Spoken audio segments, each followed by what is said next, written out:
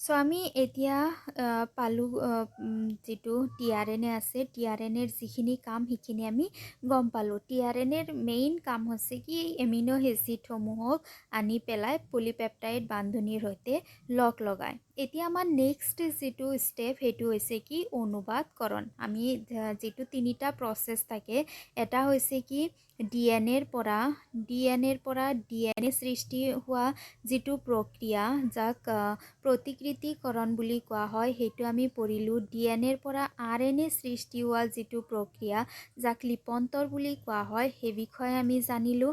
আৰু এইবাৰ আমি পঢ়িম অনুবাদকৰণ। অনুবাদকৰণ মানে কি আৰএনএৰ পৰা প্ৰটিন সৃষ্টি হোৱা, আৰু যিটো প্ৰটিনে নিৰ্দিষ্ট চৰিত্ৰসমূহক প্ৰকাশ কৰে। চ' এইটো প্ৰচেছ এতিয়া আমাৰ বাকী আছে। চ' এইটো প্ৰচেছৰ কাৰণে জিনীয় সংকেতৰ প্ৰয়োজন হয়, টিআৰএনএৰ প্ৰয়োজন হয়। চ' আমি জিনীয় সংকেত, টিআৰএনএৰ ফাংচন এইবোৰ কভাৰ কৰিছোঁ। এতিয়া আমি চাওঁ অনুবাদকৰণ কি হয়। অনুবাদকৰণ হৈছে পলিপেপটাইড গঠন কৰিবলৈ এমিনো এচিডসমূহৰ বহুযোজন প্ৰক্ৰিয়াকে বুজায়। অনুবাদকৰণ মানে হৈছে কি যে এটা বহুযোজন প্ৰক্ৰিয়া য'ত পলিপেপটাইড বান্ধনিৰ সৃষ্টি হয় এমিনো এচিডৰ সহায়ত, আৰু সেইটো বান্ধনিয়ে প্ৰটিন সংশ্লেষণ কৰে। তাৰমানে অনুবাদকৰণৰ মানে হৈছে যে ইয়াতে কি হয় যে বহুত এমিনো এচিড এটাৰ লগত আনটোৱে লগ লাগি পেলাই এটা বহুযোজন প্ৰক্ৰিয়া হয়, পলিমেৰাইজেশ্যন। তাৰমানে এটা বহুযোজনকাৰী প্ৰক্ৰিয়াৰ সৃষ্টি হয় য'ত বহুতকেইটা এমিনো এচিড এটা আনটোৰ সৈতে লগ লাগি পেলাই এটা পলিপেপটাইড বান্ধনিৰ গঠন কৰে, আৰু যিটো বান্ধনিয়ে গৈ পেলাই প্ৰটিন সংশ্লেষণ কৰায়। ইয়াকে কোৱা হয় কি অনুবাদকৰণ। এতিয়া এমিনো এচিডসমূহৰ শৃংখলা অনুক্ৰমৰ বাৰ্তাবাহী আৰএনএত থকা ক্ষাৰকবোৰৰ ক্ৰম অনুযায়ী সজ্জিত হয়। এতিয়া এমিনো এচিডৰ যিবোৰ শৃংখল আছে, শৃংখলবোৰ কেনেদৰে সৃষ্টি হ'ব? শৃংখলবোৰ সৃষ্টি হ'ব যিটো আমাৰ mRNA আছে। ছাপ'জ এইটো আমাৰ mRNA, বাৰ্তাবাহী আৰএনএটো ক'ৰ পৰা সৃষ্টি হৈছে? ডিএনএৰ পৰা। হয়নে? ডিএনএৰ পৰা যিটো আৰএনএ সৃষ্টি হয় সেইটো থাকে কি বাৰ্তাবাহী আৰএনএ বা mRNA। এতিয়া mRNAত যিবোৰ ক্ষাৰক আছে, নাইট্ৰজেন জাতীয় ক্ষাৰক আছে, সেই ক্ষাৰকবোৰৰ অনুযায়ী এমিনো এচিডসমূহ আহি পেলাই এটাৰ সৈতে আনটো লগ লাগিব। ছাপ'জ তিনিটাই বুজাইছে মিথিয়নিন, বাকী তিনিটাই বুজাইছে ফিনাইল এলনিন, বাকী তিনিটাই বুজাইছে চেৰিয়নিন। চ' যেনেদৰে জিনীয় সংকেত দিব, যেনেদৰে নাইট্ৰজেন জাতীয় ক্ষাৰকবোৰে সংকেত দিব যিটো এমিনো এচিডৰ, সেইটো এমিনো এচিড আহি পেলাই এটা আনটোৰ সৈতে লগ লাগি পেলাই শৃংখলটো সম্পূৰ্ণ কৰিব। এমিনো এচিডবোৰ এটা বান্ধনিৰ দ্বাৰা সংযুক্ত হয় আৰু ইয়াক পেপটাইড বান্ধনি হিচাপে জনা যায়। এতিয়া এমিনো এচিড যে এটা আনটোৰ সৈতে যে লগ লাগে, ইহঁতে এনেই লগ লাগিব নোৱাৰে এটা আনটোৰ সৈতে। ইহঁতে লগ লাগিবৰ কাৰণে এটা বান্ধনি থাকিব লাগিব, আৰু সেইটো বান্ধনি হৈছে কি পেপটাইড বান্ধনি। আৰু যেতিয়া বান্ধনিটো ডাঙৰ হয় তেতিয়া তাক বহুযোজী পেপটাইড বান্ধনি বুলি কোৱা হয় বা পলিপেপটাইড বুলি কোৱা হয়। পলি মানে হৈছে কি বহুতকেইটা বান্ধনি আহি পেলাই যেতিয়া লগ লাগে তেতিয়া তাক পলিপেপটাইড বান্ধনি বুলি কোৱা হয়। এতিয়া এই যিটো পেপটাইড বান্ধনি আছে, সেই পেপটাইড বান্ধনিটো গঠন হ'বলৈ কিহৰ প্ৰয়োজন হয়? শক্তিৰ প্ৰয়োজন হয়। যিটো পেপটাইড বান্ধনিৰ সৃষ্টি হয় আৰু পেপটাইড বান্ধনিত যিবোৰ এমিনো এচিড এটা আনটোৰ সৈতে লগ লাগে, সেইটো পেপটাইড বান্ধনি সৃষ্টি হ'বলৈ শক্তিৰ প্ৰয়োজন হয়, আৰু এই শক্তিসমূহক এমিনো এচিডসমূহ ATPৰ দ্বাৰা সক্ৰিয়কৰণ হয় আৰু সমপ্ৰকৃতিৰ নিৰ্দিষ্ট চালকটোৰ সৈতে সংযোজিত হয়। তাৰমানে এই পেপটাইড বান্ধনি সৃষ্টি হ'বলৈ যিখিনি শক্তিৰ প্ৰয়োজন হয় সেইখিনি শক্তি যোগান ধৰে ATP, এডিনোচাইন ট্ৰাইফচফেট। ATPক শক্তি সঞ্চয়ৰ ভঁৰাল বুলি কোৱা হয়। চ' এই ATPয়ে ইয়াক কি কৰে? শক্তিৰ যোগান ধৰে। যেতিয়া ATPয়ে শক্তিৰ যোগান ধৰে, তাৰমানে ইয়াতে বহুত শক্তিৰ যোগান ধৰে। এই প্ৰক্ৰিয়াটোত সাধাৰণতে চালক আৰএনএৰ সঞ্চাৰণ নাইবা চালক আৰএনএৰ এমাইনো এচাইলেশ্যন বুলি কোৱা হয়। তাৰমানে এইটো যিটো প্ৰক্ৰিয়া আছে, এইটো প্ৰক্ৰিয়াত এটা এনজাইম আছে যাৰ নাম হৈছে এমাইনো এচাইল টিআৰএনএ চিন্থেটিছ। নাম হৈছে এমাইনো এছাইল tRNA সিনথেটিছ নামৰ এটা এনজাইম থাকে। সেইটো এনজাইমে tRNA এটা এপ্ৰপ্ৰিয়েট এমিনো এচিডৰ সৈতে লগ লগাত সহায় কৰে। যেনেকুৱা আমি আগতে দেখা পাইছোঁ যে যিটো tRNA থাকে, tRNAটোৱে যিবোৰ ক্ষাৰক থাকে ক্ষাৰকসমূহক অধ্যয়ন কৰি সেইমতে গৈ পেলাই এটা এমিনো এচিড লৈ আহে। এতিয়া ক্ষাৰকবোৰে যাতে এপ্ৰপ্ৰিয়েট তাৰমানে সঠিক এমিনো এচিড যাতে লৈ আনিব পাৰে সেই প্ৰক্ৰিয়াত সহায় কৰে এমাইনো এচাইলেজ tRNA সিনথেটিছ নামৰ এনজাইমবিধে। এইটো এনজাইমে এইটো এমাইনো এচিডক সঠিক এমাইনো এচিড যাতে আহি পেলাই tRNAৰ সৈতে বান্ধ খাব পাৰে সেইটো প্ৰক্ৰিয়াত সহায় কৰে। তাৰপিছত কি হয় যে এনেদৰে কৰাৰ পিছত বান্ধ খোৱাৰ পিছত ইহঁতে সঞ্চাৰিত চালক যদি ওচৰ চাপে তেতিয়া শক্তিৰ দ্বাৰা সিহঁতৰ মাজত পেপটাইড বান্ধনিৰ গঠন হয় আৰু এটা অনুগত স্থিতিয়ে পেপটাইড গঠনৰ হাৰ বৃদ্ধি কৰে। তাৰপিছত কি হয় যে এইটো এনজাইমে গৈ পেলাই tRNAক সহায় কৰে। ই এপ্ৰপ্ৰিয়েট এমিনো এচিড লৈ আহি পেলাই পেপটাইড বান্ধনিৰ সহায়ত এমিনো এচিডসমূহক এটা আনটোৰ সৈতে লগ লগাই পেলাই পেপটাইড বান্ধনিটোৰ যিটো দৈৰ্ঘ্য সেইটো বৃদ্ধি কৰি গৈ থাকে। এতিয়া যিহেতু ইয়াতে বহুত শক্তিৰ দ্বাৰা কি হৈছে পেপটাইড বান্ধনিটোৰ সৃষ্টি হৈছে, সেইকাৰণে কি হ'ব, যিটো বান্ধনি থাকিব বান্ধনিটো উইক হ'ব। কাৰণ যেতিয়া শক্তি বেছি থাকে যিকোনো এটা বস্তুত যেতিয়া শক্তি বেছি থাকে তেতিয়া তাৰ সুস্থিৰতা যিটো থাকে সেইটো কমি আহে। যেনেকুৱা যদি তুমি কেতিয়াবা বহুত এনাৰ্জেটিক হোৱা তেতিয়া তুমি একে ঠাইত থাকিব নোৱাৰা, তাৰমানে জঁপিয়াই থাকা ফুৰি থাকা এঠাইত বহি থাকিব নোৱাৰা। তুমি তেতিয়া বহি থাকিব পাৰা যেতিয়া তোমাৰ উইক ফিল হয়।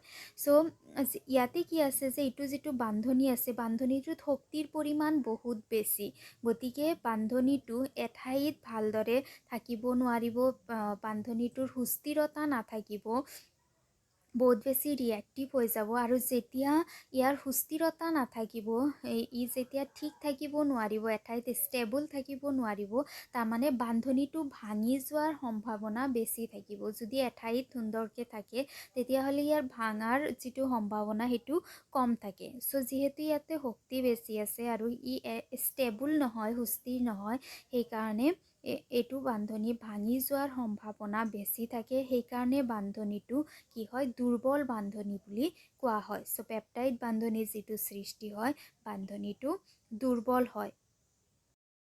চ' এনেদৰে যিটো এমাইনো এচাইল tRNA সিনথেটিছ এনজাইম আছে সেইটো এনজাইম যেতিয়া tRNAৰ সৈতে লগ লাগে তেতিয়া সেইটো tRNAক চালক RNAৰ সঞ্চাৰণ চাৰ্জিং অফ tRNA বুলি কোৱা হয়।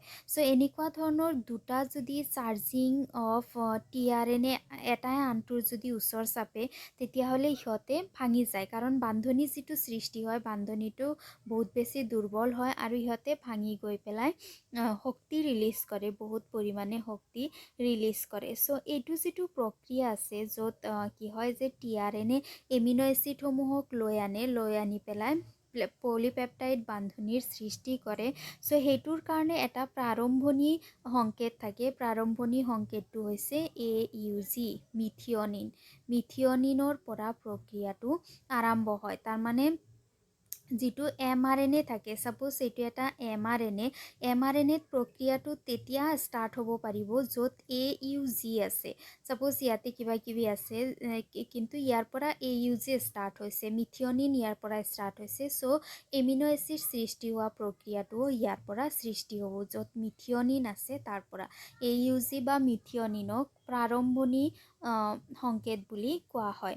এনেদৰে কি হয়, প্ৰাৰম্ভণিৰ পৰা ষ্টাৰ্ট হয়, AUGৰ পৰা ষ্টাৰ্ট হয় আৰু এনেকৈ এমিনো এচিডসমূহক tRNA গৈ পেলাই ক্ষাৰকসমূহক অধ্যয়ন কৰে আৰু সেইমতে এমিনো এচিডসমূহক কণ্টিনিউৱাছলি অনবৰতে লৈ আহি পেলাই পলিপেপটাইড বান্ধনিৰ সৈতে লগ লগাই পেলাই তাতে এটা দীঘল বান্ধনিৰ সৃষ্টি কৰে। বান্ধনিৰ যেতিয়া সম্পূৰ্ণ হৈ যায় তেতিয়া ই ৰাইবজমৰ পৰা ওলাই আহে। যেনেকৈ আমি জানো যে যিটো প্ৰক্ৰিয়া আছে প্ৰটিন সংশ্লেষণ, প্ৰ'টিন সংশ্লেষণ প্ৰক্ৰিয়াটো ৰাইব'জমৰ ভিতৰত হয়। চ' যেনেকুৱা ষ্টাৰ্ট হয় AUGৰ পৰা, AUGক প্ৰাৰম্ভণি সংকেত বুলি কোৱা হয়। প্ৰাৰম্ভণি সংকেতৰ পৰা ষ্টাৰ্ট হয় আৰু এনেদৰে এমিনো এচিডসমূহ এটা লগ লাগি গৈ থাকে, গৈ পেলাই য'ত এটা সমাপ্তি সংকেত থাকে। যেনেকুৱা আমি জানো যে সমাপ্তি সংকেত থাকে, 3টা এমিনো এচিড থাকে যিয়ে প্ৰ'টিন সংশ্লেষণ নকৰে, প্ৰ'টিন সংশ্লেষণৰ সংকেত নিদিয়ে, এমিনো এচিডৰ সংকেত নিদিয়ে, তাক কি কোৱা হয়, সমাপ্তি সংকেত বুলি কোৱা হয়। এনেদৰে গৈ য'ত সমাপ্তি সংকেত পায় তাতে গৈ পেলাই এই পলিপেপটাইড বান্ধনি সৃষ্টি হোৱা বন্ধ হৈ যায়। চ' যেতিয়া বন্ধ হৈ যায় তেতিয়া এইটো যিটো ৰাইব'জমৰ ভিতৰত সৃষ্টি হৈছে সেইটো ৰাইব'জমৰ পৰা ওলাই আহে। চ' এইটো হৈছে কি অনুবাদকৰণ প্ৰক্ৰিয়া। ইয়াতে সেইটোৱে লিখিছে যে প্ৰ'টিন সংশ্লেষণৰ কাৰণে কোষীয় কাৰখানাটো হ'ল ৰাইব'জম। তাৰমানে ৰাইব'জমত প্ৰ'টিন সংশ্লেষণ হয়। ৰাইব'জমত tRNA গৈ পেলাই যিবোৰ এমিনো এচিড থাকে সেইসমূহক বিচাৰি আনি পেলাই ইহঁতে এটা আনটোৰ সৈতে লগ লগায়।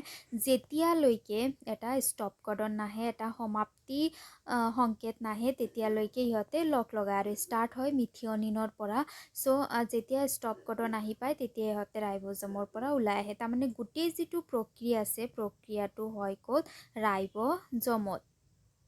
ৰাইব'জম গঠন হয় সাংগঠনিক RNA সমূহৰ পৰা 80বিধ বিভিন্ন প্ৰ'টিনৰ দ্বাৰা। ৰাইব'জম যিটো আছে সেইটো গঠন হয় 80বিধ প্ৰ'টিনৰ দ্বাৰা আৰু নিষ্ক্ৰিয় অৱস্থাত দুটা উপ একক হিচাপে থাকে, এটা ডাঙৰ উপ একক আৰু এটা সৰু উপ একক। যিটো ৰাইব'জম থাকে, ৰাইব'জমৰ দুটা অংশ থাকে, এটা সৰু অংশ আৰু এটা ডাঙৰ অংশ থাকে। ডাঙৰটোক কোৱা হয় ডাঙৰ উপ একক আৰু সৰুটোক কোৱা হয় সৰু উপ একক। যেতিয়া সৰু উপ এককটোৱে mRNAৰ সন্মুখীন হয় তেতিয়া প্ৰ'টিনলৈ বাৰ্তাবাহী RNAৰ অনুবাদ প্ৰক্ৰিয়া আৰম্ভ হয়। তাৰমানে সৰু উপ এককটোৰ ওচৰত যেতিয়া mRNA আহে তেতিয়া বাৰ্তাবাহী RNAৰ পৰা অনুবাদ প্ৰক্ৰিয়া ষ্টাৰ্ট হয়। অনুবাদ প্ৰক্ৰিয়া মানে কি, mRNAৰ পৰা প্ৰ'টিন সংশ্লেষণ হোৱা, এমিনো এচিডসমূহ লগ লগা যিটো প্ৰক্ৰিয়া সেইটো ষ্টাৰ্ট হয়। ডাঙৰ উপ এককটোত এমিনো এচিডবোৰ পৰ্যায়ক্ৰমে সংযুক্ত হ'বলৈ দুটা স্থান আছে। সেইদৰে পেপটাইড গঠন কৰিবলৈ পৰস্পৰে যথেষ্ট ওচৰ চাপে। চ' ইয়াতে প্ৰক্ৰিয়াটো ষ্টাৰ্ট হয়। ষ্টাৰ্ট হোৱাৰ পিছত যিবোৰ এমিনো এচিড আছে, এমিনো এচিডটো যিটো ডাঙৰ উপ একক আছে তাতে গৈ পেলাই সংযুক্ত হয় আৰু তাতে পলিপেপটাইড বান্ধনি গঠন কৰে। ৰাইব'জমে পেপটাইড বান্ধনিৰ গঠনৰ কাৰণে অনুঘটক হিচাপেও কাম কৰে। বেক্টেৰিয়াত 23S ৰাইব'জমেল RNA হ'ল এনজাইম ৰাইব'জম।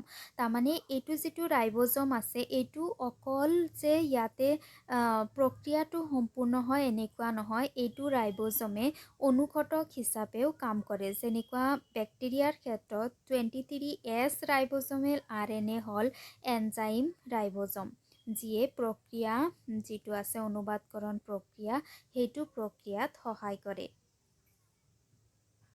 যিটো বাৰ্তাবাহী RNA থাকে, যিটো mRNA থাকে, DNAৰ পৰা সৃষ্টি হোৱা যিটো mRNA থাকে বাৰ্তাবাহী RNA, বাৰ্তাবাহী RNAৰ এটা প্ৰাৰম্ভণি সংকেত থাকে। প্ৰাৰম্ভণি সংকেত মানে কি, য'ৰ পৰা অনুবাদ ক্ৰিয়া আৰম্ভ হ'ব। প্ৰাৰম্ভণি সংকেত হৈছে কি AUG। বাৰ্তাবাহী RNAত অনুবাদকৰণৰ এটা ক্ৰম য'ৰ পৰা আৰম্ভ হয়, AUG হ'ল সেইটো প্ৰাৰম্ভণি সংকেত। আৰু য'ত কি হৈ যায়, প্ৰক্ৰিয়াটো শেষ হৈ যায়। প্ৰক্ৰিয়াটো শেষ হৈ যোৱা ছাপোজ থাকে UAC, ইয়াতে আছে কি UAC।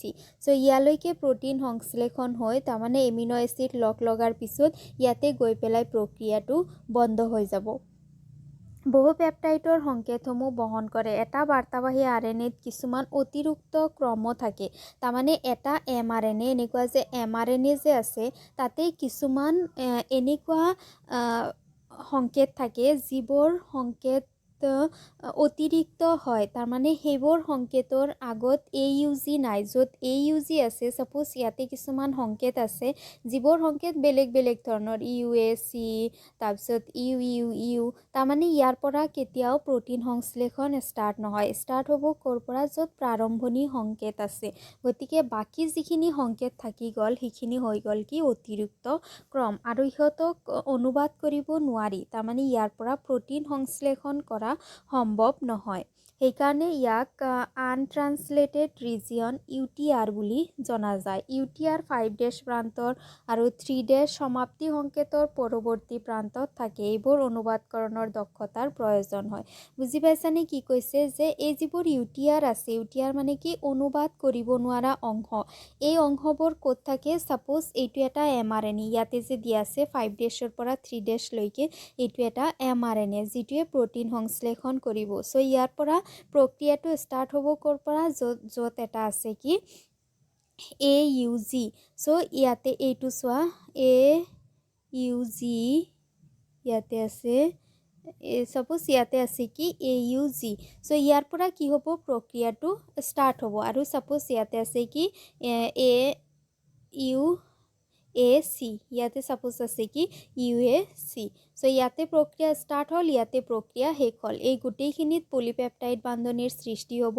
ইয়াৰ পৰা যিবোৰ এমিনো এচিড আছে, ইয়াতে কি হ'ব? এমিনো এচিড সেইমতে, ইয়াতে যিবোৰ সংকেত আছে সেইমতে এমিনো এচিডসমূহ লগ লাগিব, আৰু ইফালে যিখিনি আছে সেইখিনিৰ একো কাম নাই। আৰু ষ্টপ কডন সমাপ্তি সংকেতৰ পিছত 3' প্ৰান্তত যিবোৰ আছে, আৰু ইফালে 5' প্ৰান্তত, তাৰমানে প্ৰক্ৰিয়া আৰম্ভ হোৱাৰ আগত যিবোৰ আছে আৰু বন্ধ হোৱাৰ পিছত যিবোৰ আছে, সেইবোৰক UTR বুলি কোৱা হয়, আনট্ৰান্সলেটেড ৰিজিয়ন বুলি কোৱা হয়, যিয়ে প্ৰ'টিন সংশ্লেষণ নকৰে, অনুবাদ প্ৰক্ৰিয়াত ভাগ নলয়। প্ৰাৰম্ভণিৰ কাৰণে ৰাইবোজমে mRNAৰ প্ৰাৰম্ভণি সংকেত AUGত সংযুক্ত হয়, যাক অকল প্ৰাৰম্ভণিক চালক RNAটোৱে চিনাক্ত কৰিব পাৰে। তাৰমানে যিটো প্ৰক্ৰিয়া আছে সেইটো AUG প্ৰাৰম্ভণি সংকেতৰ পৰা ষ্টাৰ্ট হয়, আৰু এইটোক চিনাক্ত কৰাৰ কাৰণে এটা প্ৰাৰম্ভণি চালক RNA থাকে। তাৰমানে tRNAও আছে, যাক প্ৰাৰম্ভণি tRNA বুলি কোৱা হয়, যিটোৱে কেৱল AUGক চিনাক্ত কৰিব পাৰে আৰু প্ৰক্ৰিয়াটো ষ্টাৰ্ট কৰিব পাৰে। ৰাইবোজমটোৱে এতিয়া প্ৰ'টিন সংশ্লেষণৰ দৈৰ্ঘ্যকৰণ স্তৰলৈ আগবাঢ়ে, আৰু এই স্তৰত এমিনো এচিড চালক RNA যৌগক্ৰম অনুযায়ী বাৰ্তাবাহী RNAত থকা সংকেতৰ লগত সংযুক্ত হয়, আৰু চালক RNAৰ প্ৰতি সংকেতৰ লগত পৰিপূৰক জুৰীয়া কাৰক গঠন কৰে। তাৰমানে যেতিয়া প্ৰক্ৰিয়াটো ষ্টাৰ্ট হয়, তেতিয়া যিটো ৰাইবোজম থাকে য'ত প্ৰ'টিন সংশ্লেষণ হ'ব, সেইটো ৰাইবোজমে দৈৰ্ঘ্যীকৰণ স্তৰলৈ গুচি যায়। দৈৰ্ঘ্যীকৰণ স্তৰ জানা, আগতে পাইছা দৈৰ্ঘ্যীকৰণ স্তৰ কোনটো হয়। চ' তাতে গৈ পেলাই, তাতে যোৱাৰ পিছত কি হয়? যিটো প্ৰক্ৰিয়া আছে এইটো আৰম্ভ হয়। বাৰ্তাবাহী RNA যিটো আছে mRNA, তাতে সংকেত অনুযায়ী চালক RNA tRNA প্ৰতি সংকেতৰ সৃষ্টি কৰে, আৰু সেইমতে এমিনো এচিডসমূহ লৈ আহে। ৰাইবোজমে বাৰ্তাবাহী RNAডালৰ ওপৰেদি এটা সংকেতৰ পৰা আনটো সংকেতলৈ গতি কৰে। এমিনো এচিডসমূহ এটাৰ পিছত এটাকৈ যুক্ত হৈ DNAৰ দ্বাৰা নিৰ্দেশিত আৰু mRNAৰ দ্বাৰা প্ৰতিনিধিত্ব কৰা বহু পেপটাইড অনুক্ৰমলৈ অনুবাদ হয়। তাৰপিছত কি হয়? এমিনো এচিডসমূহ এটাৰ পিছত এটাই লগ লাগি পেলাই এটা বহু শৃংখল, এটা দীঘল এটা পেপটাইড বান্ধনিৰ সৃষ্টি কৰে, আৰু সেইটো পেপটাইড বান্ধনিটো কি হয়? যে DNAৰ দ্বাৰা নিৰ্দেশিত। তাৰমানে ছাপ'জ এটা DNA আছে, সেইটো DNAৰ এটা অংশ RNA লৈকে পৰিণত হয়, RNA লৈকে কনভাৰ্ট হয়। ছাপ'জ এইটো অংশ কি হৈছে? RNA লৈকে কনভাৰ্ট হৈছে। চ' DNA কি কৰিছে?